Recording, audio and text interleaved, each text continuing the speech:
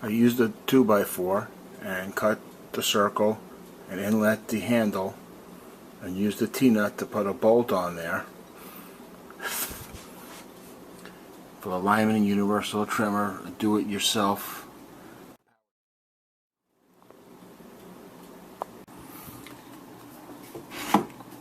To use it, I just use a drill, socket on it, attached to the drill.